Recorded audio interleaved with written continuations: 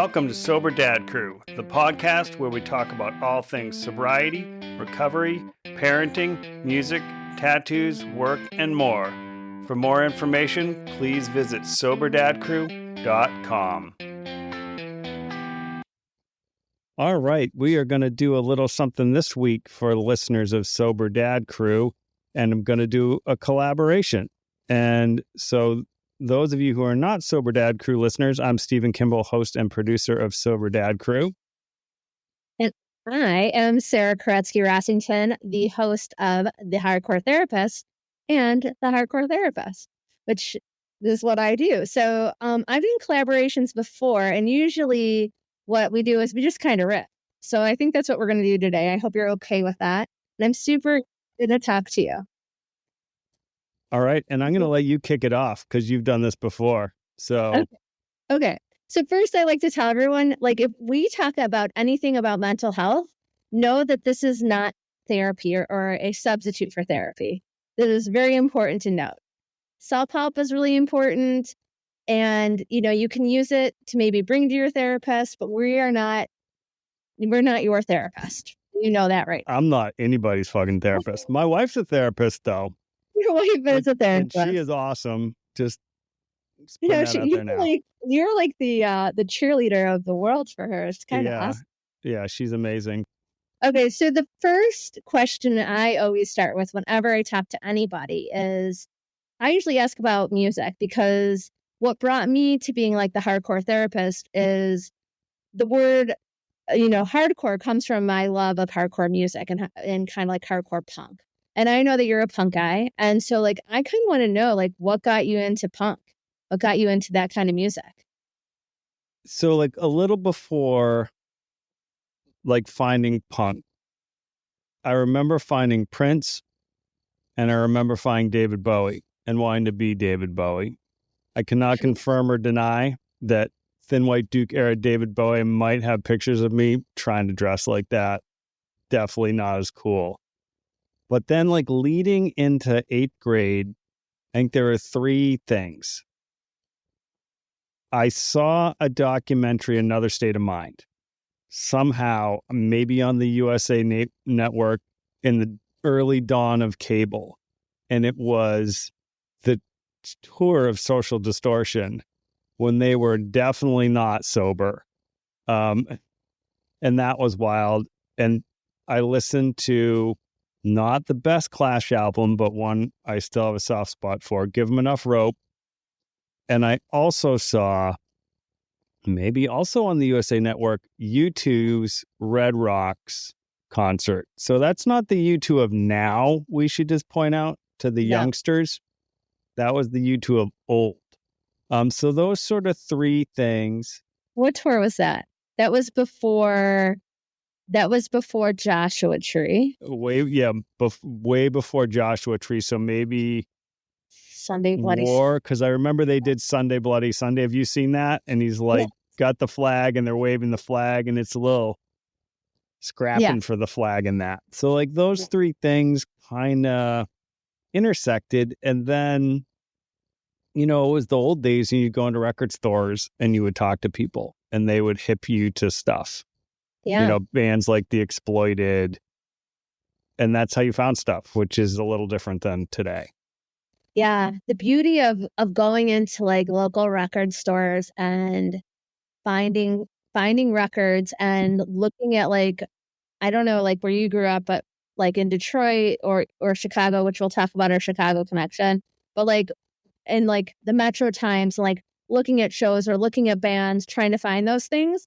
It's so different now than how it was when we grew up. And it's so funny that that show, that U2 show, my husband talks about it. He grew up in Northern California, and he talks about that. I believe he went to that War concert. He's a little, not like a lot older, but he's a little bit older than us. And he, I remember he said he saw Kevin Seconds there, and it was like his idol.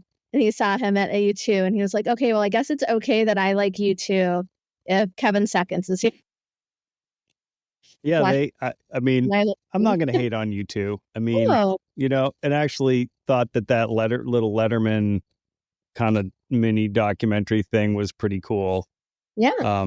And I love Letterman's new interview series that's on Netflix. If anyone hasn't seen that, it's definitely like cool to check out. So Yeah. So we did something a little different than either you or I do normally when we do kind of interviews. And we were chit-chatting on the phone for a little bit today, and we found out we had a ton of commonalities. And one is Chicago. We lived in Chicago during the same time. Do you want to talk about Chicago, or was there something you wanted to talk about? I don't know. Chicago's good. And then there's a lot I want to talk about because we're both have stepkids. Like we're both remarried. There's like a lot of stuff I think is pretty interesting. But I went to college in Portland, Oregon, and my brother was living in Chicago. And I had graduated from college and was working in a bookstore, which was a delightful job, just does not make you very much money at all. And In Chicago, you were working in a no, it was bookstore. in Portland, Oregon. Were you working at Powell's? I was not working at Powell's. I was working at Annie Bloom's, Okay. which was a great store, but not Powell's. Powell's is amazing. But my brother was in the nonprofit community organizing world in Chicago, and I had visited him and kind of fell in love with the city, which really surprised me. I didn't really think I would. It's definitely a grittier city than at least Portland was at that time. Word on the street about Portland now is it's pretty gritty and not in a good way. I mean, I just got back yesterday. I can confirm that that is true. My husband was a Portland public school teacher. I can confirm that. Yeah, Portland's forays into legalization, not super successful. No. Yeah, legalization without services, not always really productive. So I packed all my stuff in boxes and sent it UPS. And I moved to Chicago flying on the now defunct Reno Air. All flights through Reno, where I won $200 on the slots in the airport. Amazing. Amazing. Walked away, actually, and then kind of landed there and got into the nonprofit world working with at-risk teenagers with gang affiliations or the high probability of gang affiliation. It was the South Side, south of the University of Chicago, the Woodlawn neighborhood, where the University of Chicago told the students not to go. Yeah. And that's where I went, and that's where I lived. And I worked at this place called Blackstone Ave Bike Co-op, and we fixed up bikes and taught kids how to fix up bikes, and they earned bikes and learned kind of mechanic skills. So did you live where University of Chicago was, or did you live in that neighborhood? I lived in that neighborhood, 61st and Woodlawn. Wow. Yeah. It was a good experience. 98% African-American experience. Or African-American neighborhood, I really learned a lot about as much as you can as a white person. Yeah. Because I could always walk out of that neighborhood, right? That's sort of the power difference that exists. Privilege that we had. The privilege that we have, and male too. So it was a good experience in both those ways, especially having grown up in Maine, and even Portland, Oregon was not a super, relatively super diverse city. Right. Yeah. So 61st and Woodlawn, it was a co-op that had been started by a church in Hyde Park that had some of the people who started were affiliated with Martin Luther King. They were some of his organizing leaders in the community and started this, fixed up basically an abandoned building. What was the name of that pizza place in that neighborhood, like in Hyde Park, that was like the best pizza ever with the carved up tables? Yes. Oh God, I was just talking to my kids about that the other night because we'd go and get milkshakes and fries, and you dip the fries. Medici. Yeah. Oh my God, it was so good. Still got it in my 50s. Still pulling it out. I would not have remembered that. So I actually also worked on the South Side, but I came to Chicago a little bit differently. I went to graduate school in Chicago. So I went to the School of the Art Institute of Chicago for graduate school. I started teaching in Cabrini Green. People may or may not know about Cabrini Green. In the 90s, it was probably the most dangerous. I think it was the most dangerous place to be in the United States. High on the list. It was up there. It was definitely up there. I taught there, bullet holes in my window, kind of like in my classroom window kind of thing. And then I ended up teaching on the South Side, again, 98%. I think actually our school there was only one family that was not African American, and they were among family. In the entire school, we had over 1,000 students. And I think there were only 2 kids that weren't African American in the entire school. And we got out, it was called Clara Barton, and we got out at 1:30 in the afternoon. I taught art because they did not want them recruiting, because the high school got out at 2:30. So it was a K through 8 school. But I mean, they were still recruiting. I still saw a lot of violence in my days there. Yeah, that was a hard neighborhood, and it's a hard and violent city. I remember after moving that the son of my downstairs neighbor had been shot in the Yeah. head and killed. And, this was a kid that spent time in my apartment. Like, they would come Yeah. up and hang out and watch TV or, whatever. And it was just a hard neighborhood. And it's a difficult city. That was a time in that city when Commander Burke was there, Yeah. right? Who would just torture confessions out of people. I love Yeah. Chicago. It's an incredible city, but it definitely has some dark threads, which probably parallel the dark threads of America in a lot of Yeah. ways. For sure. It's an interesting thing because, growing up in Detroit area, again, I grew up in the suburbs of Detroit, but did spend a lot of time, probably more time than my parents would like, in the city of Detroit, because Detroit in the 80s and 90s was not the safest place to be. The divide in Chicago was very apparent. I mean, and I think we talked about that a little bit earlier, was you had this South Side, very impoverished African American community, and then you would have like very Irish community. Like, it was a Kinsey neighborhood, right? Or yeah, and it was like totally like the Klan like march there. There was like Yep. that, and then there was like Pilsen neighborhood. Like, every neighborhood had just its own, and like you didn't go in and out of those neighborhoods. You stayed in your own neighborhood, and it was very different than Detroit, at least from what I know of Detroit. Yeah, it was and may still be one of the most segregated cities in America. Yeah. And and it was interesting. One of the other neighborhoods I worked in, was a more diverse neighborhood because of different immigration. So there's more, people of Middle Eastern descent. Yeah. Um, and it was challenged because people who are unresourced, it can create conflict because capitalism likes to point blame at the people with the least power and get them to fight amongst themselves while they just stuff cash into suitcases. Sure. In a city like Chicago, you definitely saw that. I mean, it's everywhere, right? Like, look at the mayor of New York, right? Just Oh yeah. indicted. Yeah. I was talking to my 21-year-old son about this. Indicted for things that Clarence Thomas is apparently allowed to do as the Supreme Court justice, but hey, whatever. Get Yeah. those luxury trips while you can, Clarence. I mean, I don't usually talk about politics very much, but it is a little like, it's like, what is he getting in trouble for? What are things that are going on around us that there's like smoke signals, so we're not finding out about other things? That's all I'm going to say. Like, Yeah, I got in trouble after Kamala announced, and I put something up in favor of that particular team with a statement that said, I really think, the world of sobriety and recovery would be better under that leadership. She is not without problems, for sure. yeah. But compared to the other option, and yeah, that was the most comments I've ever gotten, and that I just sort of stayed out of the fray. Sometimes I think I'm interested in that.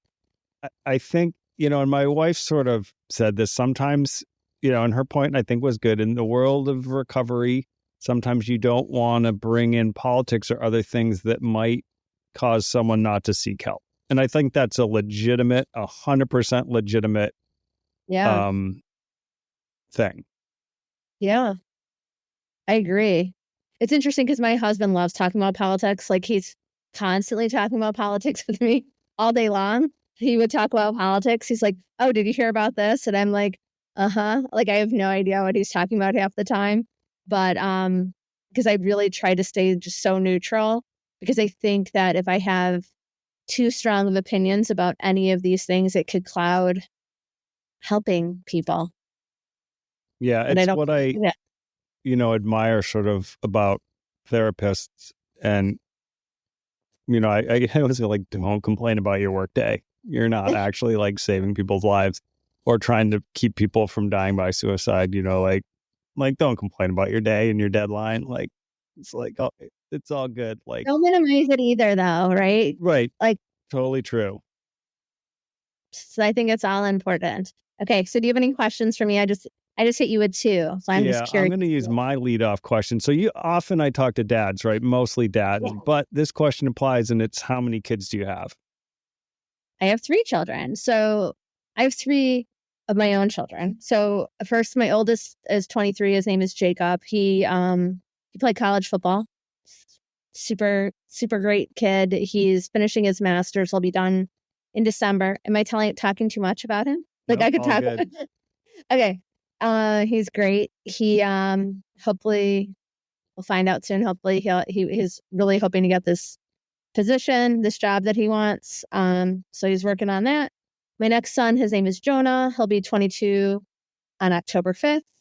And he's doing logistics. Then I have a daughter. Her name is Layla, and she is 17. She is a senior in high school. And she is looking at colleges. So we're doing a college visit next week. But then I have three stepchildren. And so my three stepchildren are Dev is 23.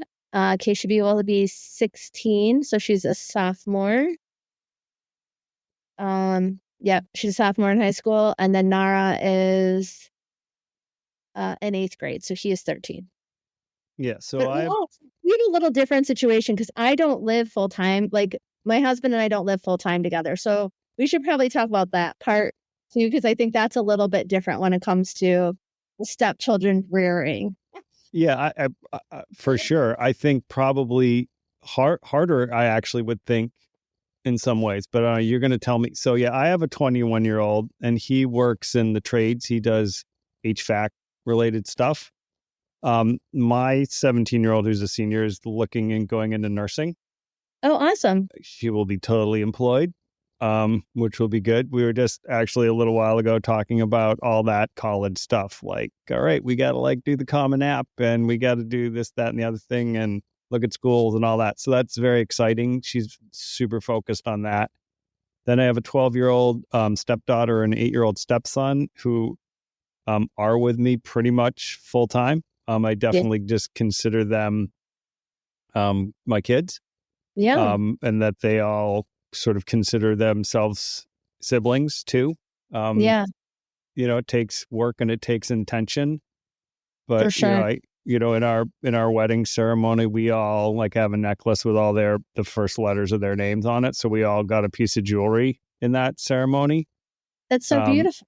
yeah, it was cool. I 100% cried during that wedding ceremony. I was like, Yeah. got to get through the vows because my wife is, I don't, she's incredible. She's I know like every time badass. you speak about her, I'm like, wow, you are the cheerleader. It's She's amazing. she's amazing. Like got her doctorate of social work mostly as a single mom. Yeah, it's great. We actually met in the pandemic, which was wild. I met my husband during the pandemic. Yeah, I mean, it was good in some way. We had to be so intentional and so safe and all that stuff that it felt kind of Yes. old school. Like I always said, the first kiss in a pandemic was like a pretty weighty thing, Yeah. you I mean, know? we met right before the pandemic, but Yeah. yes. Yes. How did you meet? We met on Bumble. Or as my 8-year-old said last night when we were driving, remember when you met mom on the Love app? That's amazing. Which Seems a little like the love app could be a different app, but we did the thing and we messaged and we talked, and then like our first dates were all like walks outside. Yeah, We would bring our coffee to the park and walk and talk, and it was good. that's so I sweet. think in a lot of ways that was good. Yeah, for sure. Um, so I met my husband on Instagram, which is hilarious. Uh, he saw me in a picture of a mutual friend of ours and commented on my shirt. I had a hardcore shirt on, and he's a hardcore dude. And I had a trial shirt on. My friend Greg Bennick is the lead singer of this band Trial, and I had one of his shirts on. I was at a Youth of Today show, and he mentioned something. He's like, "Is that a trial shirt?" And I'm like, "Yeah, blah blah blah." And then months later, my friend was like, "I think he was trying to flirt with you." I'm like, no, he wasn't. Tindergram. Like, no, he wasn't. And she's like, "Yes, he was." And I'm like, "I don't think so." And so then I requested to follow him, and then I just said, "Hey, I'm Sarah, our mutual friend, blah blah blah." And he messaged me back right away. And then he made a phone date with me because he was living in Oregon and I was living in Detroit. And I was like, "Oh, cool! Like someone I can talk about hardcore with." I didn't really think anything of it. And then he made a phone date with me, and for like a week later, and I was like, "Okay, whatever." And I was on dating apps because this was like November of 2019. This is before a pandemic. So I wasn't really thinking much of it.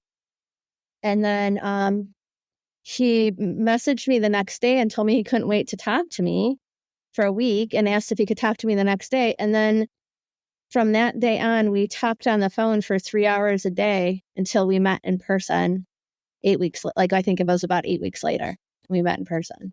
And then that was kind of it. I think all that, I just say, like, it was like with Alexis, it was like old school, Yeah. right? Like the You had to do some pandemic was courting. your chaperone. Yeah, Um, and I just think it really, it was such a hard time and such a weird time and all that, but I'm sort of in a lot of ways grateful for it also. for sure. Because I don't, I don't know. I mean, you can't say you wouldn't have met or whatever, but the Right. intentionality required like really created the foundation of our relationship.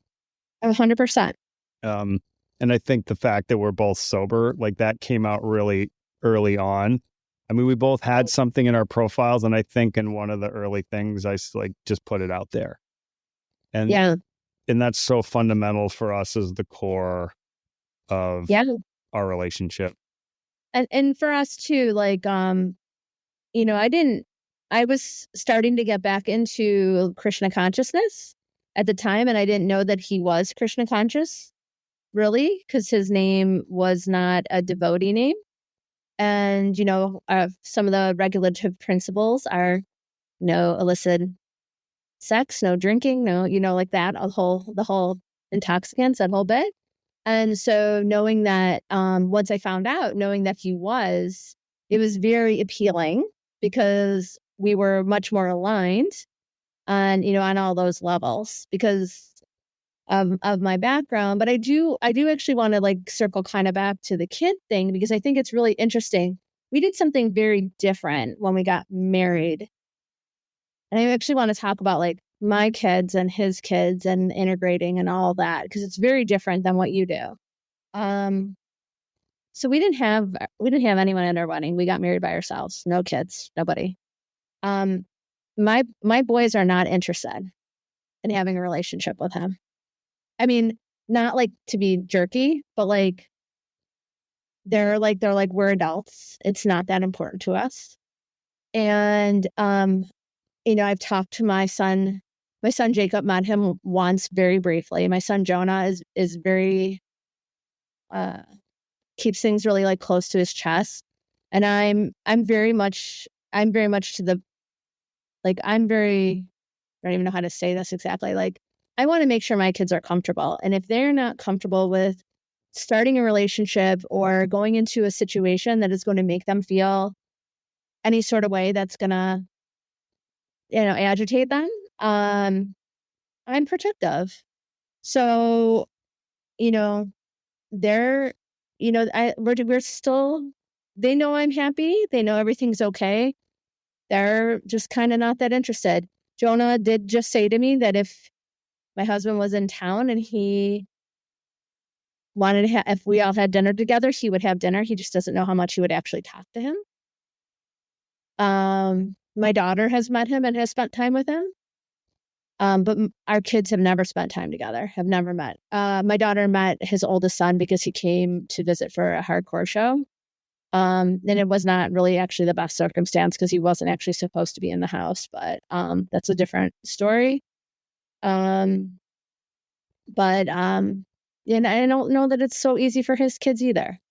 They only see their dad. It's like an 80-20 split. And so, and he wasn't really divorced very long before we got together. And I think because of the pandemic, I think they thought it was very quick. And I think that they think it's odd that I live on the other side of the country and that we chose to get married. So, his oldest son and I are pretty close. His daughter and I think I've become closer. I think it's still difficult for his youngest son. And I just really am a firm believer that I have to give him the time. And I am in no way wanting to replace their mother in any kind of way, because I don't think that is my place. And I just try to be present and support them how they want to be supported. And I think that that's the role in my stepchildren's lives it's important for me to show them what a loving marriage looks like, because I think that that's the most important thing that we can teach our kids is that, they didn't necessarily see a loving marriage from their parents. And I don't know that, I mean, my ex-husband and I are very good co-parents and we're very close friends, but it's for them to see what like a loving partnership of a marriage can look like. I think that that's the most important lesson I can really teach them. Yeah. And I agree. I think that is like a huge, huge thing for, kids to see, whether it's step parenting situation or not. Yeah. I mean, we definitely like are more merged. I mean, I think that was sort of the way, but also, when I met the youngest, he was like 4, Right. so, there wasn't, there did, I guess if we hadn't like gotten married or something, there'd be that, but it just, for us, and, I think it's different and you figure out how it works for each, but for us, it was definitely like pulling it all together. And that's not to say there wasn't work or any of Yeah. that. It was, but I think largely it's gone pretty well. But it Yep. goes back to that intentionality, and it goes back to like meeting people where they are, like you said, Yeah. and making sure everybody's like head and heart are listened to. Yeah, for sure. And that's, I think, the most important thing. And I think it's really beautiful. And I think, I think for both of our listeners, I think it's, whoever's listening to this, I think it's important to know that there's not one right way to do this. And, and kids are so different, right? So, you're talking about 4 kids and I'm talking about 6 kids, and their experiences with parents are going to be all very different. And making sure they're heard and seen is the most important thing. Yeah. It's And kind of, we're all like right around here, right? yeah, My older two's mom is nearby. We've always done a lot of holidays together and still do that. It's just a bigger circle of people. yeah, that's awesome. And that's just sort of how we roll. And that's, that's how we grew up. I had this great aunt Babby who Yeah, had no blood relation, to yeah, the family on my mom's side. But yeah, she was at all the family. She was family. She yeah, was my grandfather's brother's ex-wife, and she and those kids were everything. And that's just what I saw. yeah, And so that was the model that for sure. I sort of grew up with and understood. Yeah. Well, and I think like in my personal, like with my children and my ex-husband and his girlfriend and his kids, because we're all in this area, we do things together. And like my daughter's in New York with my husband, his girlfriend, and her daughter. And like my daughter Layla was talking to me, and her daughter like came, like we were FaceTiming, and she came on the phone. And like that's normal and that's great. And I think that, you know, I'm also hoping, that how, because I had been divorced much longer, I'm hoping that the example that that Steve, that's my ex-husband, that Steve and I have, had and have been able to work towards might help, because there was a lot of anger in Don's divorce. Not to, totally speak for them, but I'm seeing that their relationship becoming better. And I'm hoping that the openness of like seeing what Steve and I do has helped with that as well. Family is complicated business. That's Shit. That's the summary. Yeah. It is complicated and takes work, and which sort of in a way dovetails to what my second question was to people. Okay. Is, did you always want to be a parent? I did. I think I pretended that I didn't, like in my 20s. Like I was like, I want to be an artist and I want to have this. I really did not, right? Like I really thought I wanted to have like this, like, I don't know, like this fast life. Like this is what I like would say I would want. I did not. I really wanted a traditional life. I really loved being a mom. It was always really important to me to raise children and raise children to be like good humans. Like that was like a important thing for me. I didn't know that I don't know in my plan, or my original plan of thought, that I think I would have had 3 kids. I think I thought I was going to have like 1 or 2 kids. But I never thought I was going to end up having like a blended family of 6 with 6 kids. Never thought I'd have a Brady Bunch situation. Yeah, you don't really go into it. No. Getting married, planning for like the divorce later in the stepkids. No, not like really a thing. No, which is funny though, because I used to joke, and it's so horrible. And I'm sorry, Steve, if you end up listening to this, but I used to tease Steve and be like, my first husband. Like I used to tease him and say that when we were young. And I'm like, oh my God, I'm a horrible human being that I would say that, but I would refer to him as my first husband. Self-fulfilling prophecy. Whoopsies. Sorry, buddy. Mic drop. I'm sorry. I've never said that out. Apologies. Oh, buddy. Sorry, everyone. Poor guy. But he's good. He wanted the divorce, so it's all. He's much happier with his girlfriend, for real. They've been together for 10 years. Yeah, I mean, divorce is like complicated though and hard, and even when it's right, it definitely. And I have a very good co-parenting relationship with the older two's mom. It still is really hard on kids. It's like hard as we tried. Our motto was always children first. Kids come first. That was the filter for everything we did. So like when we try to schedule, because we were always 50-50. Yeah. And we had sort of different, we tried this like 3-day, 4-day thing, and that was terrible. And then we went to every other week, and we were switching on Fridays, and the kids were like, this sucks because somebody puts us on the bus in the morning and the other one gets us at the end of the day. And so there's no transition, right? There was no way to really properly say goodbye. And then those transitions were really hard. So then we went to a 2-week on, 2-week off schedule that we maintained until the pandemic.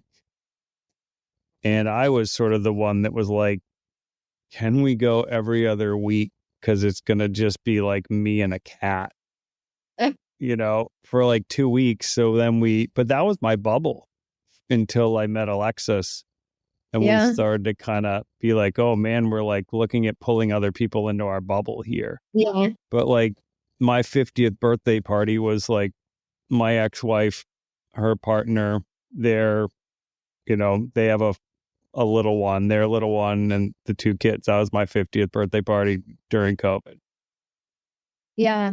So funny. That whole thing, because we're also 50-50. We've maintained and we've such a weird schedule. Steve has them Sunday, Monday, Tuesday. I have them Wednesday, Thursday, Friday, and we switch every other Saturday. Has always been our such a weird schedule, but it worked for us because of our work schedules. But Layla will sometimes even say to me, like, and this has been since she's 5 years old. Does this ever get any easier? She's like carrying all this shit back to Steve's house. She's like, does this ever get any easier? And I'm like, you can keep the Dyson that I gave you here. Like I don't know that she's carrying back and forth. Sounds like you're making your life harder on yourself. I don't know, but yeah, when mine were much younger, like each house really had a wardrobe. We did yeah, not want them bringing suitcases back and forth. That right, was really a decision. You know, they would bring a Snuggly yeah, or things, but we really did not want them to right, have to haul a bunch of shit back and forth. right. And I think that was a right decision. I Same, mean, a and Dyson might be a different story though. right. Well, and Dyson level. that's her 17-year-old self. You want to bring that back and forth, that's up to you. But yeah, she has a full wardrobe here and a full wardrobe there. I think that's her own stuff. The only thing is obviously like she dances competitively. You're going to have one dance bag that's going to have to go back and forth. But, my kids play tennis and football and all that. But yeah. Yeah, football's got a lot of gear. Stinky gear. We got soccer. There's some cleats that have been, it's like dead animal level Oh, in the house dance. lately. Dance is like that too. Yeah, it's bad. And they get in the cleats get wet and then you're trying to dry them. Yeah. Newspaper. Listeners, it's bad. We have these little foot dryers, but in little blowers, it just seems to like Yeah, it's blow the horrible. stink. It's like, Yeah. it's not good. Football was like that too. I totally remember. Well, and then all the pads too, and the helmet must be just hella gross. Yeah. I Yeah. just can't even imagine. My son's a big dude. Like he's a big guy. So No, my 17-year-old, her boyfriend is a football player, and he's like an enormous dude. Super nice yeah. guy. We love him. Eats a lot. Definitely Yeah. eats a lot. I'm like, wow.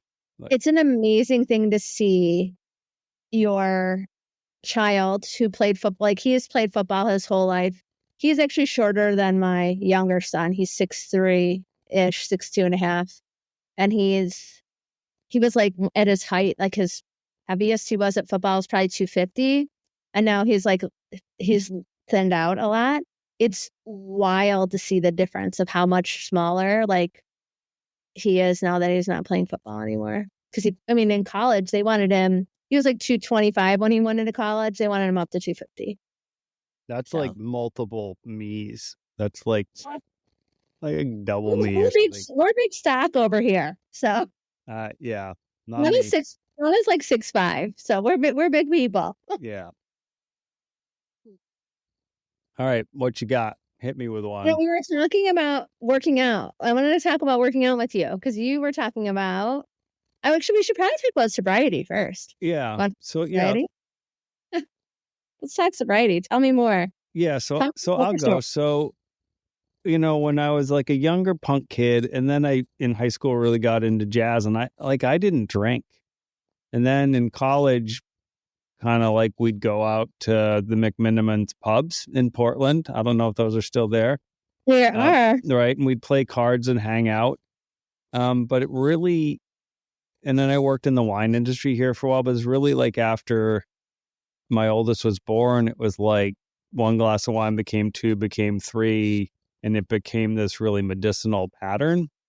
Yeah. That went on for a while. It was not good for work. It wasn't good for my migraines. It wasn't good as a parent. It was just not good and not healthy.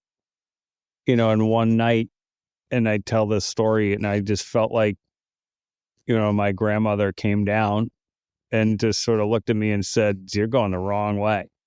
You got to turn around." And I just walked the other way from the edge of the cliff Wow. and never really looked back. And I stopped and I was done. And that was it. It'll be 15 years this coming February. So like no other drugs, no other I've substances. never smoked pot. I've never done any other drug. Wild. Well, yeah. That's amazing.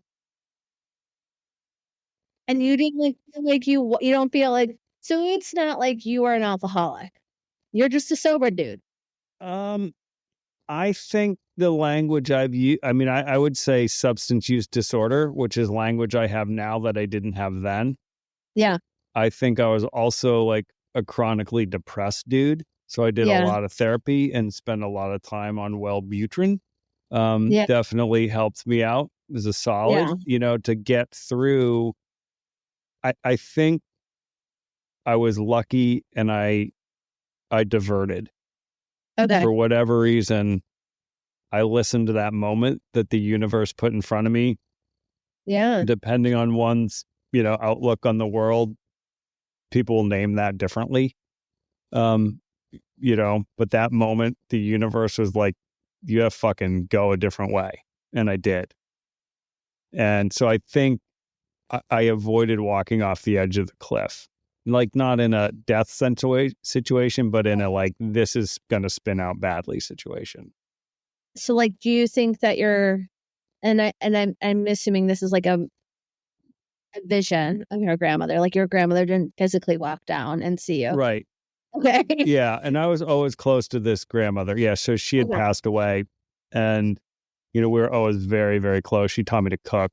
Like we were very close. We would like, send each other poetry books. And so I don't necessarily know what I call that at this point. If it was just like some sort of memory, spiritual, and the power of love that I think transcends time and space. Yeah, a power higher than you, whatever that was. Power higher than me, and there's a lot of names for that. Yeah, I had one grandmother did just said, "God is love." End of story. Yeah, let's stop fighting about it. It's interesting because like I'll work with clients who have substance use disorder. And when I talk about, like, we talk about higher power, I mean, I have some clients who really want me to do like spiritual counseling with them. And I will, if that's what they need. But like, I have clients who are like, I don't believe in God, whatever. I'm like, what do you believe that's bigger than you? And, like, I'm a Great Lakes state girl. And they're like, Lake Superior, like, and I'm like, okay. So they like, that's something greater than them. So like the earth, whatever, is just something that's bigger than you. The community of people that you're with. I love that. I love that it was your grandmother who came to you. And that's so I never really looked back. I think the therapy was key. Yeah. I didn't do a 12-step program, though I know lots of people who do, and that works for them. Yeah. It sort of never occurred to me. It probably, there are times I thought now, like in retrospect, maybe it would have been useful because there's a lot of, I think, good skills that come out of that, and the notion of amends being high on that list. And I think I've tried to apply that anyway and still like hold that as a thing that's important. But yeah, that was sort of that journey into that. And now you're straight edge. Have you always been straight edge? No, I mean, like, I drank a little bit in high school. And like, I tried Whippets once. So dumb. But I did. I tried Whippets once and I tried pot a handful of times. But like, I really wanted to punch people in the face when I smoked weed. So it was like, for me, like our bodies naturally produce cannabinoids. And my body, I found this out when I learned about this, overproduced cannabinoids. So it's actually really bad for me to smoke that because my body overproduces it. So yeah, so I've been straight edge the majority of my life. But I have done 12-step programs because I was in a relationship with someone from high school, like 16 to 23, on and off. And then again, after my divorce, we got back into a relationship when I was 40 until about 43. My ex-boy, well, he was my boyfriend, and he was heroin addict and alcoholic. And we were in high school. He was an alcoholic, and then we would break up because like he started like stealing pills and stuff at parties, and I was like trying to be straight edge, and like it was just like a lot of weird shit. And then I remember going to graduate school, and he told me he smoked heroin. And I remember being in Chicago and being on the phone with him and crying and having him promise me that he would never shoot up. And he couldn't keep that promise. And we had a really toxic relationship that was really difficult. Like he was my drug, really. A really toxic relationship that I made amends to my ex-husband, Steve, that I would still talk to him, this person. I would still talk to him and still make sure he was okay when I was married to Steve. And, I would like look out for him and all this stuff. And I thought I was doing the right thing, but it was really just this codependent bond that I had with him. And I hadn't talked to him in a few years, but he found out somehow that I got divorced. He told me he was sober, but he wasn't. And we got into just a very wild relationship. I thought I might lose my kids. He took thousands and thousands of dollars from me. Would steal my car, broke into my house. And therapy and the 12 steps saved my life. And he died of a heroin overdose. After we broke up, I had to get a PPO against him because he was like, because he broke into my house, but because he was also like, I make it like, oh, no big deal. He broke into my house, but he was also pretending he was me online. And he was like sexting with people, pretending he was me while I was a teacher at the time. And they would send him like inappropriate pictures. And he wrote my principal and said he was a concerned parent, that one of his daughters saw these pictures. And I had to tell my principal that it was a stalker and that he was stalking me and, trying to blackmail me and ruin my life. And it was really but that was a comfortable conversation.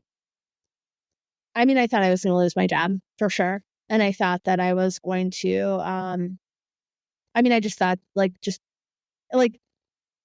when you think about, I'm lucky enough that I've been in a lot of meetings with alcoholics who are sober. And, I thought that was my rock bottom, right? Like I thought that was my true rock bottom. And, my rock bottom really, like, I think was I got in a really bad car accident and I almost got back together with him. It was like, after all that happened, he catfished me and pretended he was someone else.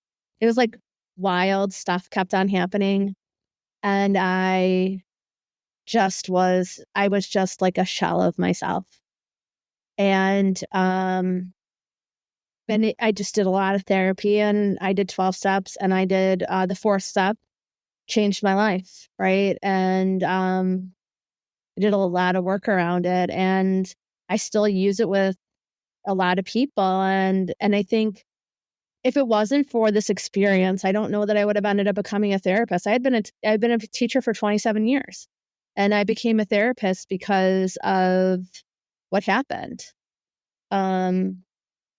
Because oftentimes people help people who are going through addiction, but they're helping the people who are stuck with the hangover of everything that they knew that went on while people were doing these things to them, and the codependency and the pain and the suffering that they still lived with every day. And, and now I just realize in the hardcore community, there's just so much of it that's why it's so important to me. So That's my sober story. Yeah. I'm sorry. It's okay. I'm okay. Yeah. And I'm grateful for it because I really don't think I would have met my husband or been who I am now. And honestly, I don't think I would be able to know what real healthy love was if I did not go through that situation and did not do the 12 steps and did not do the therapy and do not do the work that I needed to do and to be where I am right now. So in some ways I'm grateful for that Yeah. experience. Yeah, I hear that. Like a couple of things, like 100%. And I think I said it before, like sobriety is an anchor tenant for my wife and I. Like 100%. we would not be together. We would not parent the way we parent. Not that we're perfect. No one's a perfect parent, but like, sort of, it is so foundational for us. It can't be removed. Like we had a sober wedding, there's Yeah. not even any quite like, we're like, no, like this is core to who we are. We're not serving fucking alcohol at our wedding. But the other thing is, and I firmly believe this to be true, there's always a light at the end of the tunnel. Mm-hmm. It might seem very far and Yeah. very dim, but it is there. Yeah. I used to like to, quote Dumbledore from Harry Potter, but it's so much more problematic now because of J.K. Rowling, which makes me really sad. But that's a huge tangent. But there's like a line that was, there's always light. You just have to like remember to turn on the light. I can't remember the quote exactly right, but like, yeah. Yeah, it's a lot. I mean, and I think that it's like when I talk about this, it's fucking heavy. Excuse my language, everybody. I don't know if it's I swear a lot. It's okay. okay, but I mean, it's heavy, and I know it's hard. It's hard for my husband to hear, right? Like it's hard for him to hear. I feel like I'm gonna start crying. Woo! Oh, it's hard for him to hear this too. But I know that I wouldn't be who I am, and I'm proud of who I am, and I'm proud of where I came from because of the situation. And I'm so grateful that I get to help people now because of it. And I'm so like grateful that we could connect because of the situation. Because that's the coolest part, right? You connect with other sober people. Yeah, community is so like fundamental to all this. When we were like pre-chatting earlier, Yeah. you sort of asked me the origin of my podcast. And I sort of went back to this point where I'd been sober for a long time. And for a lot of years, I sort of talked about being straight edge, but didn't really talk about that at work. Like I was just the guy, because like most people are like, what the fuck are you talking about? I was just straight edge, the X's, like what is this shit? Like, Totally have pictures of me all X'd up. right, It's like, all good. yeah, I'm like, so like, I'm grizzled, I'm old and wrinkled and all that. But, I was just the guy that didn't drink at work, which, Yeah. work comes up a lot on my podcast because work is a place where alcohol is still really frequent, especially if you are someone who attends conferences. Yeah. That is a particular place. And, I found that I had problems with certain, people who worked there who, whatever, they didn't like the mirror, I think, that was reflected back on them. But I was never like really public about it. I just didn't drink at events. It's Yeah. my migraines or whatever. I just didn't do it. Yeah. And I remember being in the process of applying for the job I have now. And I think it was like my 12th sober anniversary or something. And I put it up on LinkedIn. And I had like one interview for this job and I was like getting ready to go and like have another one. And I thought, oh my God, like, what if they see this and decide, like, forget that guy. He's like an alcoholic or whatever. Because I didn't specify, I just said, Right. like 12 years sober. And then I sort of thought, and, and talking to my wife, we weren't married yet, and I was like, oh, right. If they don't want to hire me for that, then I don't want to work there. Totally. Like, I don't want to work there.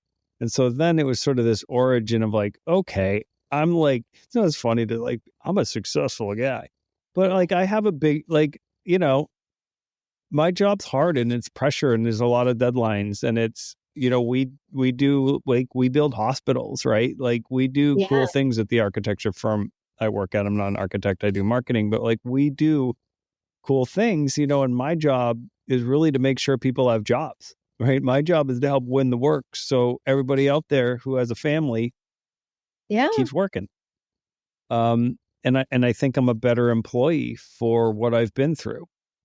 For sure. So I was like, I just got to just put that out there, right? And so I just started to do it. And I was at the time serving on a board of a nonprofit that was in the process of opening a detox and stabilization facility that actually my firm designed, and is a really incredible place, like quilts on every bed. It's beautiful and not what a lot of people I think of, Yeah. especially rehab. If you have resources is a Yeah. different thing than if you're unresourced. I mean, that's everything. Your car, Totally. that is everything Yeah. in the United States of America. And so we had an event called Recovery Rocks, and I sort of told my story. And there's another guy that told his story, and he ended up being, my first guest, and it kind of just grew from there. People have been really generous, saying yes. Yeah. I talked to mostly just regular folks. Yeah. I think I always think about StoryCorps. Do you ever listen to My God, that? I love StoryCorps. Like Right. that would I be cry every like, time. Um, yeah, but like, I think everybody's story matters. And I for think sure. everybody needs to understand everybody else more. And I think sometimes I feel so naive when I talk about this, but I feel like we're so divided right now, but we're all really so similar. And if we 100%. and there is research on this, they're like doing these sessions, right, where they put politically opposed people in a room to talk, but they can't talk about politics. So they talk about, what did people talk about? They talk about their kids, right? Yeah, They talk, like, generally speaking, people with kids love their kids and they want the best for their kids, right? So, for sure. I've had these times on the soccer field. I live in a pretty rural community, um, fairly conservative, which does not align with my politics. But I'm like, just talk to the people. Talk to the guy that's the prison guard.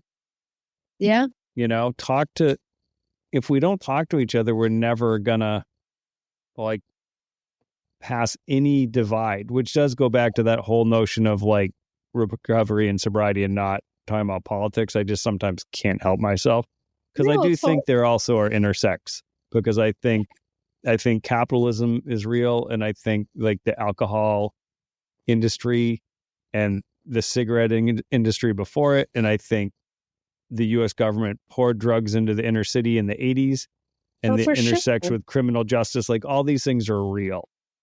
Totally.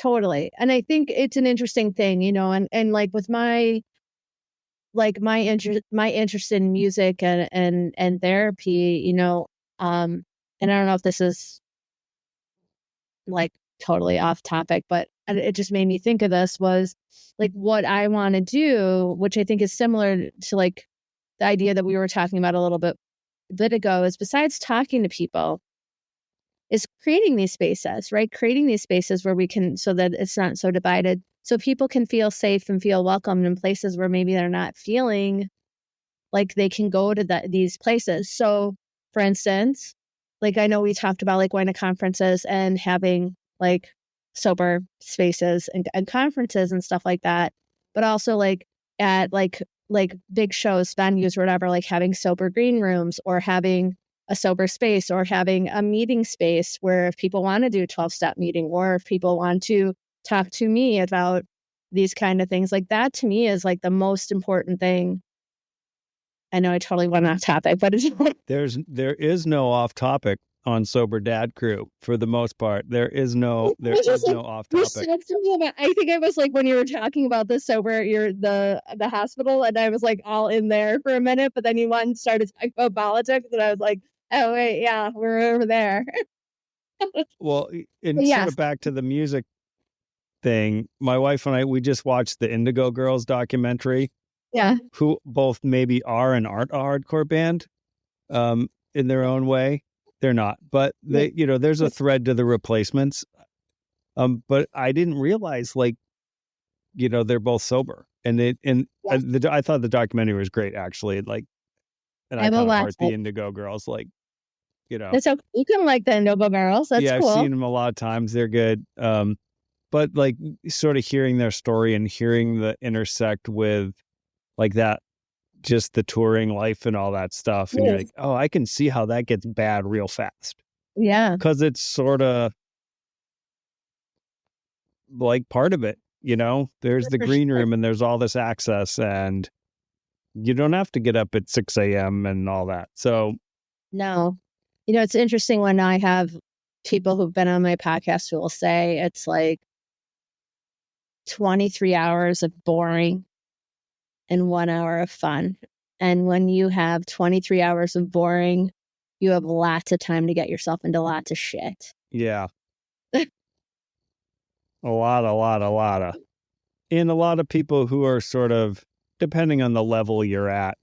Yeah. Like, we went and saw Dave Hawes in the spring, who was a guest, and I love him. Kind of folk punk, I guess, Yeah. is the best way to do it. And they loaded all their own shit in. It was just the three of them, and they did all the things. So, which was cool because you got to talk to him. It was a really, like, 250 people in the room. I don't totally understand the economics of how that tour worked, but it was incredible show, really intimate. But yeah, they're carrying their own stuff, and he's a sober dad, and the venue, like, he gave me a little shout out from the stage, which was fun, for That's sober super dad crew. cool. But right, like, the venue had a bunch of NA stuff, which was really nice. Yeah. I always have NA stuff and AA stuff. And I have Narcan and testing kits and everything whenever I'm at events. Any harm reduction stuff. So Yeah. So, your event anyone wants me to be at, that's what I have. let's talk about harm reduction a little bit, because I have not talked about it on this show in a very, very, very long Oh, time. okay, cool. And I think we talk about sobriety and we talk about recovery, and there's so many roads there. Not Yeah. fucking dying is the first step. 100%. So take it away. Okay. So it really depends. Like, there's a lot of different kinds of harm reduction programs. It can be anything from needle exchanges is a great harm reduction program. So making sure that you are having needles that are clean to use, so you are not sharing needles, so that you are not getting HIV or any other kind of infections like hepatitis, things like that. There are tons of programs like that. There are methadone for harm reduction, so that you can do methadone programs, so you can do things like that. There are also Suboxone programs that you can get into, which is it actually will help you so you can't get high.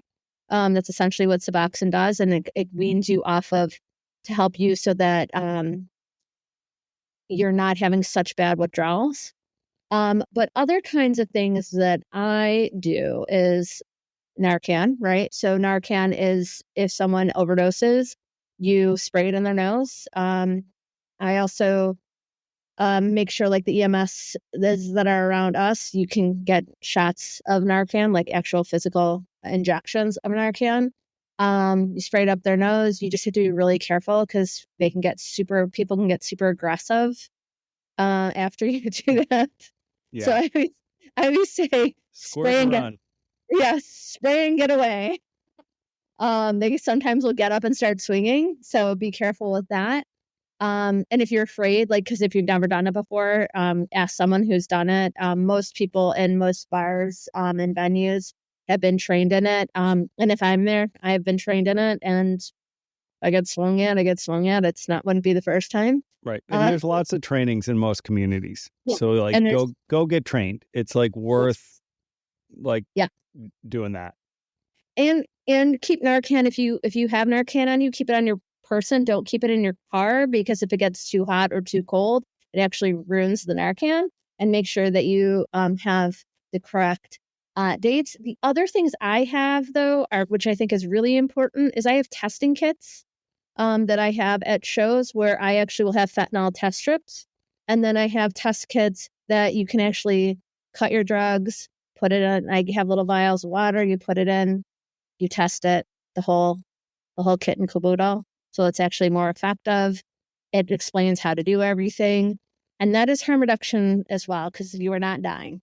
And that is my thing, is I don't want people to die around me. At one of the last big shows that I were at, I think I gave out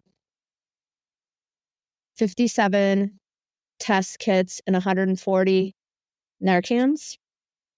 So it was pretty amazing. And, hundreds of things of educational materials. So that was rad. So yeah, that's a huge thing that I do, is the education part. And that's something that's really important to me, because harm reduction is the first step. And, even if you're talking about alcohol and you want to do harm reduction with alcohol, if you are drinking, I'm going to use an example. If you're drinking, 4 cases of beer a week and you go down to 2 cases of beer, that's harm reduction. You are drinking less. So, or if you're having days you are not drinking and you are drinking every day, that is harm reduction. And working with a professional to help you with that is going to be helpful, and it's going to help you get better. So that's what I do. No, and that's good, and it's really cool, and I think often misunderstood. Yeah, But right, dead people don't get better, and that a people lot of do. people. Part of it is the philosophy of substance use disorder. It's not a one and done thing for a lot of people. Yeah, It's interesting that rarely in my years of saying to my primary care physician, I don't drink, do they ever ask? And I have a relatively new one, and my mom has dementia, and it kind of came up in the appointment, and like the sort of stresses around that. And she's like, "Are you like tempted?" Like she actually asked. And I'm like, "Wow, no primary care physician actually even asked me this."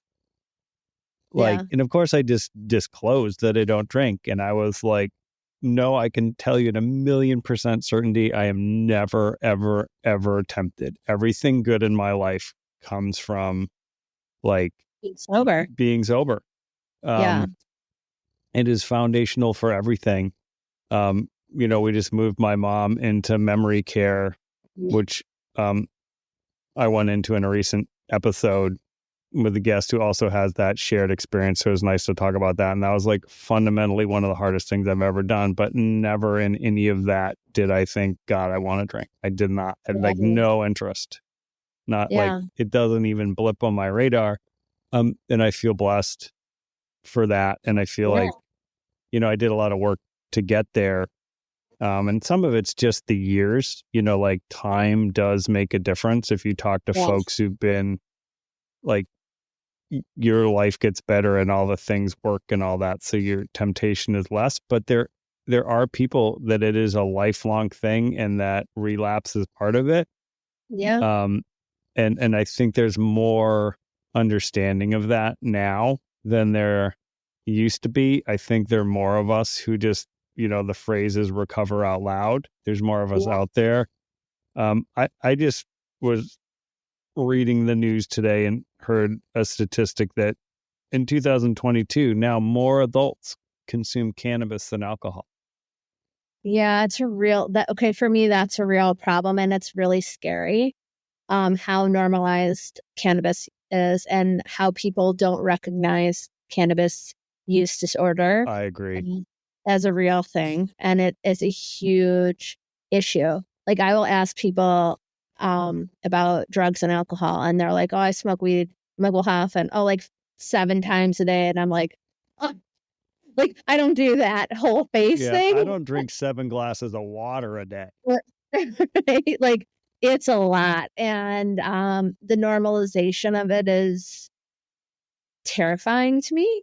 Um, Especially because I know people who work in that industry, and I know how potent it is compared to like, The old days, the old days, getting some like crappy skunk weed with the some stems 80s, in it. Right? listening to Poison at the power Right? lines, as we used to say. Yeah. This article went into that too, as on NPR. It was good because like cannabis use disorder, um, people don't think about it. There's like chronic vomiting. There's a lot of things that could come with it. Also, potential psychosis. Like Yeah. it's not. And if you're not getting it safely fentanyl laced, like there's just Yeah. massive things. Well, and people don't understand, as I talked about just for a minute, like our bodies naturally produce cannabinoids. And if your body doesn't produce the right amount of cannabinoids, but you maybe overproduce what would be in like a sativa or like an indica, but like you're taking the wrong kind, it will make you more anxious, or it will make you, have the reverse effect of what it's supposed to. And people don't understand that. Like I have a client who has like horrible anxiety, and she's like, I can't not smoke weed. It will make my anxiety worse. And I'm like, do you not see that your anxiety is worse and you are smoking all day long? Like she can't see it. And to get her to stop, like she did she ended up checking herself out of like she did a day program for like 3 days, and she was like, it's so dumb. And I'm like, okay. Is it legal Okay. in Detroit? Yeah. Everything's legal in Portland, Oregon, where you spend part of your time. Yes. Everything is legal in Oregon. That did And not work well. you can see people in Oregon, man, like the whole weird fentanyl lean Yes, the thing. lean. Oh my God. It is wild. Yeah, I mean, I don't want anyone to go to jail either, because No, that is not going to help them. no, Um, but something. There needs to be something. it But is not doing whatever we're doing now is not working the way we hope. Also, because there's no services. Legalization without services is not going to work. no, I mean, totally. and I know in Ithaca, like we do like after lunch walks at work, and it just fucking smells like pot all the time. I'm like, it's like the sidewalk smoking, like you smell it, you don't even see the people. It's like emanating from every like pore of the city now. And we were in, I guess, the spring, we did a little family trip to New York City, and I was like, guys, just like, I don't, because I also don't care what people do. Like, it is your life and you can make your choices. So like, I don't want your cigarettes around me, I don't want your pot smoke around me, and please don't Right. do any of that shit and drive a car. Right. Because people seem to be smoking joints and driving cars right now, All the time. which Yeah. I don't think that's part's legal. No, Pretty there's like, sure. there's signs in Detroit that are like, I don't even know, like something about like driving high is like, I don't know, something. I don't remember what it Bad. is. It's like a DUI. DUI is driving. DUI. It's like, it's wild to me how people are. And yeah, And it's it's walking around. Yeah. I mean, people don't think about it as a issue. And it worries me. well, it's doing what the alcohol industry was doing, I would say, in the late 90s, early 2000s, like Yeah. wine, like red wine. It's good for you. It's going to lower your all that stuff. Well, like, okay, so someone who's in marketing. Like, I don't know, like, have you seen like any of like the weed store like merch? I haven't, because I don't go in. The most recent weed store, which was an illegal one near my office, was like had the biggest sticker sealing the door closed recently, Oh. because they were busted by the state of New York. Okay. So like there's this one called Cookies, like, and they're national. It's called Cookies, and it's like really cute, like a really cute design, and it's called Cookies, and like it has like, it looks like really like a plush, almost like a Cookie Monster cookie. Like I almost feel like it's like Joe Camel and like all that kind of stuff. Like it's like they're making everything look appealing to young kids. Yeah. Did you watch Mad Men? Of course. Right. It's Yeah. toasted. Yeah. Remember that when they were trying to rebrand the cigarettes when like all of a sudden they were bad and like Yeah. he just came up with that line like it's toasted. It's not cancer, it's toasted. But right, there is all this sort of health benefit stuff. And I'm not a scientist, but in this article goes also into saying that of course research, because it was illegal on the federal level, still is, there was not research being done. Yeah. Side note, it's illegal for the feds to fund research on gun violence too, but that's because of the NRA. See, I can't help myself, but I know. There you go. I can't help myself.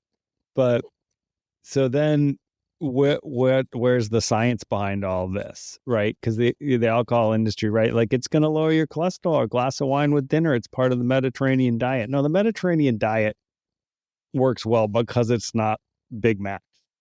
Right. Because it's a little local. bit of meat and a lot of veggies. Right. That's why that works. Right. Because No everything's McDonald's. locally sourced. Yeah. There's no KFC in the Mediterranean diet. Right. Exactly. Oh my God. Yeah. There's so much with all that. Okay. So we have so much that we still have to talk about, but I don't know where you're at on time. We How can you roll. feel? We'll roll for a little while longer. Okay.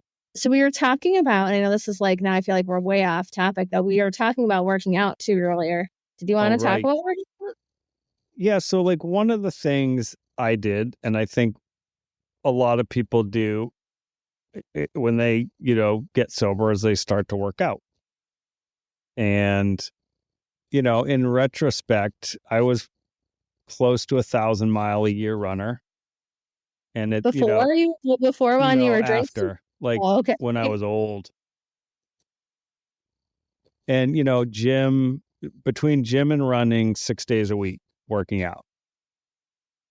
And I overdid it for sure. And I think some of that was like a substitution. And I kind of like, I'm a walker now, and I don't do any metrics because I got caught up in the metrics of like Oh the yeah. miles. And so I don't have a smartwatch anymore. I have a walk I do near my house where I park at the dock and I know where the mile marker is. So like when I'm trying to do it quick, we have a little walking pad at home, but I do not track the totals of stuff. I'm just trying to be healthy and be able to walk when I'm old. Yeah. Do you lift weights? Not anymore. I used to go to the gym pre-pandemic, would go to the gym with both the older kids. So some of that fell off and I just don't have time. Okay. But that was all sort of tied into that too. So you won't lift weights though? Do you feel like lifting weights would make you? I don't. Do you feel like it's like, yeah, like penis, but I'm totally using my crazy finger. Yeah, like recently, because like I got, which was weird for me. Like I did my physical, and they're like, "Hey, your cholesterol's high," which was really weird for me because like I've never had that. So I was like, "Okay, I gotta like up it," and I was like, put on the running shoes, and I fell right back into like. I had the running apps. I was like, okay, I fell right back into that. And within 2 weeks, my knee was hurting again. I was like, nope, I got to make it. Testosterone is? Do you know so this is me being like real medicine wild girl. Cause like I have a background in that functional medicine, mental health. So what happens when we get into our 50s? Our cholesterol often gets higher when our hormones get a little wackadoodle. So it might be a hormone irregularity more than it's actually how you're eating. Yeah. Or it could be genetic. I mean, it could be. I'm trying to eat fewer potato chips, a little less ice cream, and like up the walking and the exercise, which is also just good for your mental health. Totally. But it was like getting into that like obsessive metrics thing. And I was like, nope, I'm not going back there. Yeah. I had a Whoop. Do you know Whoop? I just learned about the Whoop-de-Whoop from one of the guests. I was like, what the fuck is a Whoop? I had to look it up, which I should know because like I'm in marketing, but I never even heard of a Whoop. A Whoop looks like an expensive canvas strap to me. Yes. Well, I had that. for years. It's been around for And years? I had it for Wow. like 5 years, 7 I'm years, behind the time. long time. I was I was so into the metrics. Like I would like constantly check my Whoop. How was my sleep? How was my workout? How many steps did I take? I got rid of it. I have no Whoop on. D-whoop. I de-Whooped. But I almost today I was like, should I get an Apple Watch so that I can check my sleep and check how much I'm walking? It is a slippery slope. Slippery slope, right? So I don't know what to do. I also don't want to be reachable at all times. So like, can I turn off all the shit on the watch? Because it is. I mean, and I disclosed to you, like, I definitely have. I've never been diagnosed with an eating disorder, but I definitely have disordered eating patterns. I have chronic dieting. Um, I have, gained and lost a lot of weight throughout my life. Definitely have some like orthorexia tendencies where I will work out. I will eat bad food and I will work out bad food, whatever that might mean. Bad food and will work out excessively because I maybe ate ice cream or cake or whatever. Like I used to do that. I don't do that anymore. And that's actually why I lift weights now. Like that's my main. If I used to do like a lot of HIIT workouts or like CrossFit style workouts were my big thing, where I would do that and then I would run. So I do like a Metcon and then I would run or I would run before my workout partner would come over and I would run for like 45 minutes and then I would do like an hour like wild workout, where I'm like lifting weights, throwing them around, getting on a skier, like doing that kind of stuff and eating like An apple. 900 calories like total for the whole day. Right. Yeah. So I totally have done that shit. I But am I- not and doing. and I think what it is too is like constant vigilance Mm-hmm. matters on Yeah. mental health, and like because it's easy to replace one thing with another. Oh, Yeah. you stopped drinking, but now you're kind of like obsessive in this other way. Yeah. Um, Clearly working out is healthier than Yes. drinking in a raging way, but it is about doing the work, because if you don't do the work, it's the sort of dry drunk thing or whatever you want to call it. Right. But you just have to be constantly vigilant, and I think this is true even if someone doesn't identify as having any substance use disorder or anything. Just mental health in general, requires vigilance on yourself, and I think as a parent, it's such an important thing to pay attention to in your kids, Yeah. and in their friends. Yeah. um there's just a lot out there. It's hard now, For and sure. having with my oldest, he lost a friend to suicide, and like Yeah. that's I remember the day telling him, and that was hard. Yeah. And yeah, you just gotta like watch out for the people around you, partners, kids, their friends. And I've always said to my kids, like, we are real open in our house. Yeah. Like we talk about all of the stuff. Yeah. Sex, drugs, and rock and roll. Yeah. But I remember with the oldest, we had these conversations around consent. Yeah. Because part of my goal with like, making sure I put a male child out in the world who was a Yeah. good feminist guy. Yeah. And I remember at one point he was like, oh, we've like talked about this, like, I'm not going to do this stuff. And I came up with, my 3 rules of consent. Is you personally always seek enthusiastic consent. You educate your friends who might not get this same level. And it is your duty to intervene and like watch out for your friends. And we were talking about this the other day. We went to the record store fair in Ithaca. and we're just, chatting while we're going through the bins and all that. And this sort of topic came up, and he was like, yeah, I remember when I was going to like a festival in high school with his friends. And I said, here's the thing. I was like, you watch out for everybody, but you watch out for your female friends. When they need to go to the bathroom, you walk them there, you hold their drinks.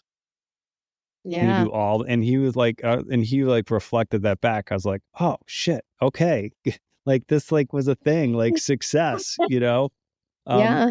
But part of it was like not everybody has these conversations. Not everybody just talks to their Totally. kids about drugs or anything, or Yeah. firearms in other people's houses. Like, Yeah. hey, what's the gun situation in your house where my kid's coming to play? That's an awkward conversation. Yeah. But you like kind of need to know. Yeah. For sure. I mean, it's interesting because,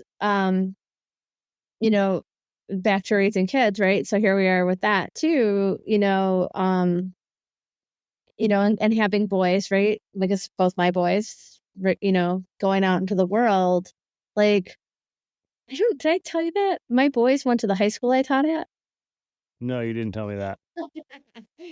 That's hilarious. So not only did they like we have these conversations, I always knew what they were up to, right? Like, because like I always had like a posse of girls who would come and tell me. Informants.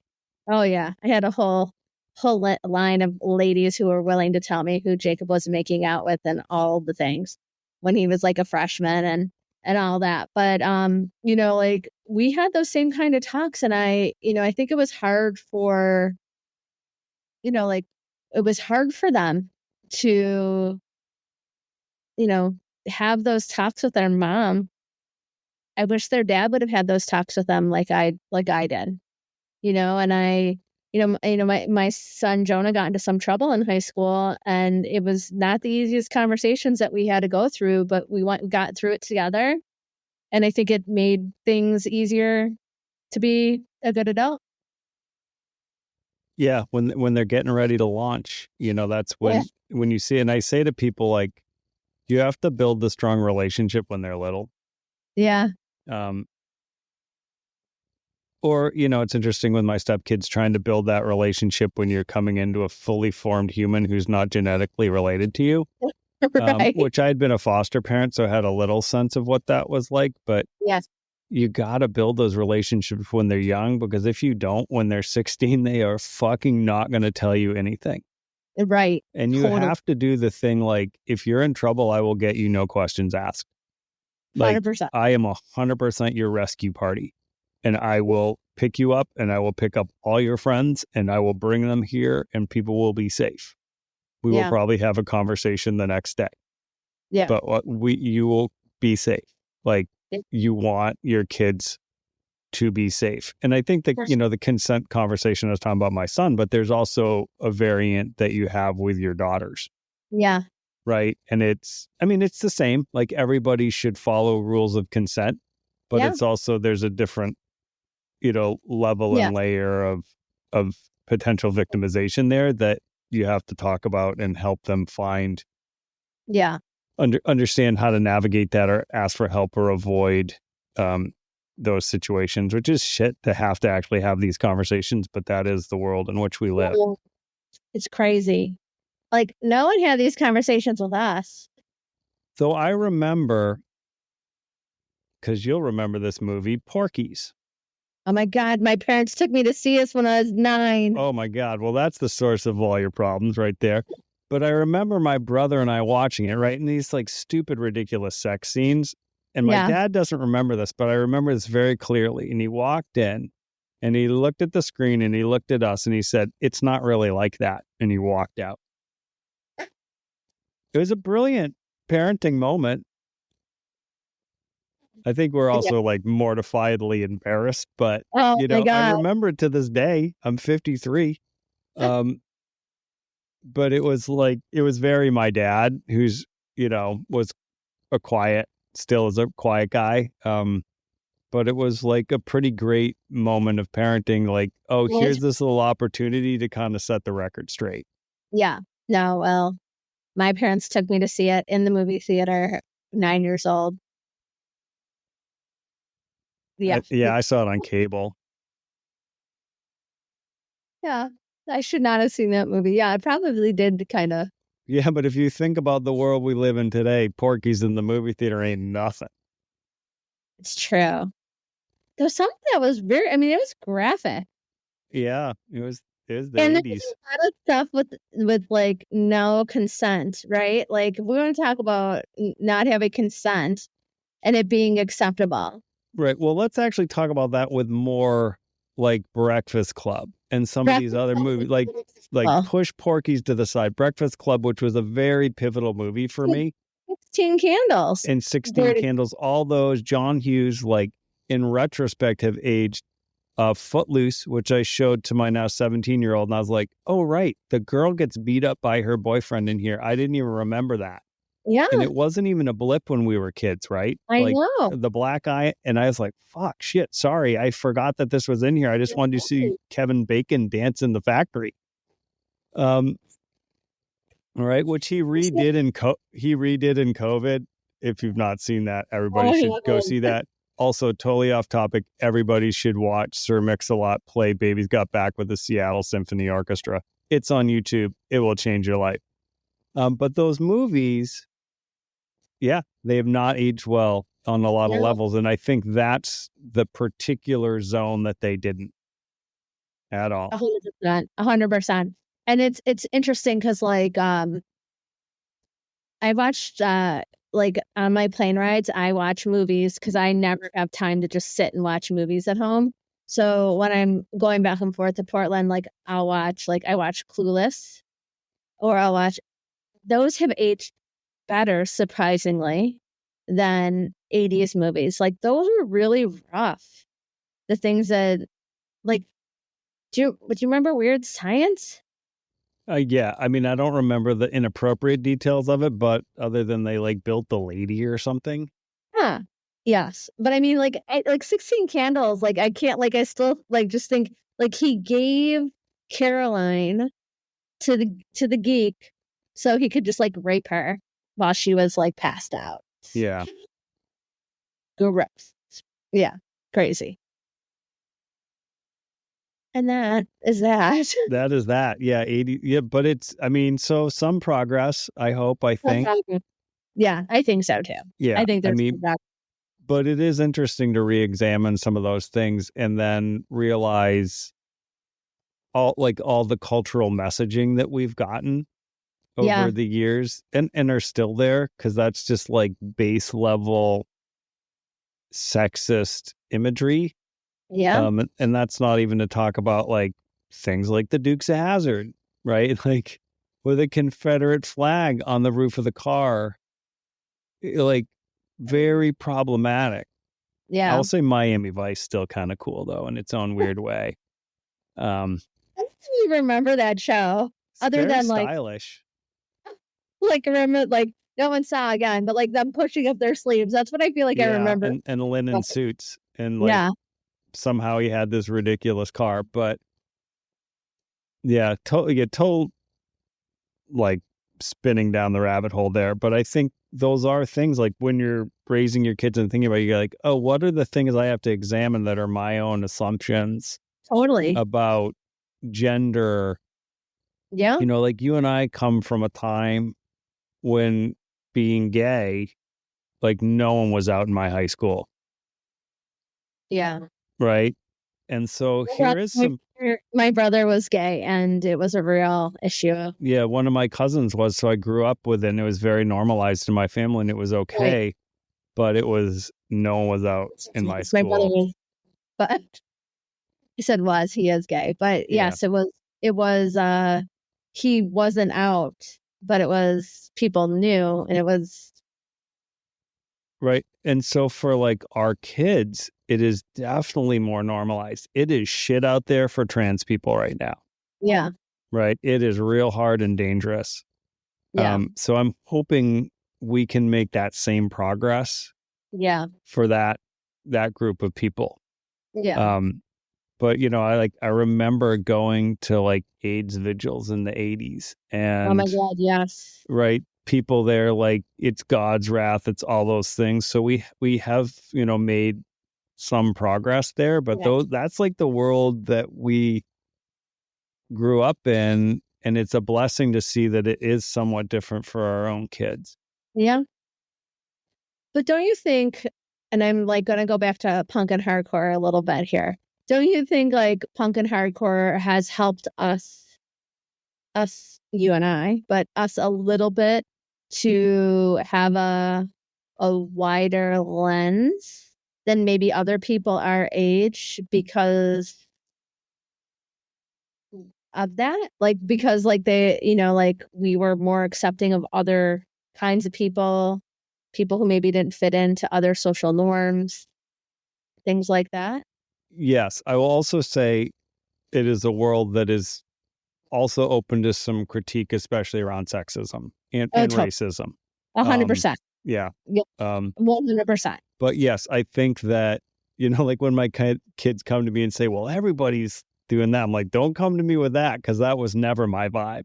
Right, I sort of hashtag things still punk rock. Like, right. it is a lens that I put on thing. It's very DIY. It's very critical. I think it's really has overall helped me, Yeah, have a critical lens. I think, yeah, for sure. um, and I think I got it pretty young. It also gave me a place to figure out where to put my politics. Yeah, When I was young, that so they weren't personality politics, because I think things like that. The point is not that I can have a mohawk and all these piercings, right? The point is a critique on like what's not working, and yeah, what do we want to do to make it better. yeah. Yeah, that makes sense. I like that. Sometimes I have some wisdom. You do have wisdom. You had all kinds of good nuggets today. Well, I, this has been fun. I think we could like talk for a million years, but Oh, me probably we too. should like wrap it up or come up with a part two at some point. But like, For sure. yeah, I'm not. Yeah, normally I'm like good with a good close, but this has been like super different, but fun to kick things back and forth like this Yeah. on a No, on it a was fun. different level. So yeah, this was fun, and I super appreciate it. Me too. So I know you have merch. Can people get your merch? They can on soberdadcrew.com. Might you have merch as well? I do have merch. People can get my merch on my website. It is thehardcoretherapist.com, and all my proceeds go to uninsured and underinsured people for mental health. You're a better person than I am. But I don't really sell anything, so I'm only the one who's I really don't buying sell it. that much either. But also like check out our podcasts. Liking and sharing and reviewing really, really, really is more important than even buying merch. It really helps us Sure. get found. All right. We So appreciate it. Yeah. absolutely. Are you doing anything are you going to be at anything soon? Do you have anything coming up? Any cool guests that you're excited about that you want to share? Um, Some listeners know? Not yet, but I'm approaching. Well, yes, episode number 50 will be my wife. We've been talking about this for a long time, So and it's fun. like I'm getting close to episode 50. So we've decided we're gonna do an episode together, which will be fun. So I'm looking forward to that one. I've talked to some people that people will know who they are, and most of you won't know who any of these people are, but their stories are really amazing and they're really generous with. Like I go deep pretty fast, when my second question is, did you know that did you always want kids? Like we go deep fast, because the third question is usually like, all right, tell me your story about recovery. Like we Yeah. hit it. And people are just really generous with telling those Yeah. stories. And and it is like an honor to be able to like have people Yeah. trust you to like put it out there in the world. For sure. I'm grateful for you. Thank you for doing this with me today. Yeah, it was fun. Yeah, for sure. Thanks for listening. Sober Dad Crew is a DIY project by Stephen Kimball, who writes, edits, and produces the show. To support the show, please review it where you listen to podcasts, or visit soberdadcrew.com to buy some merchandise or make a donation.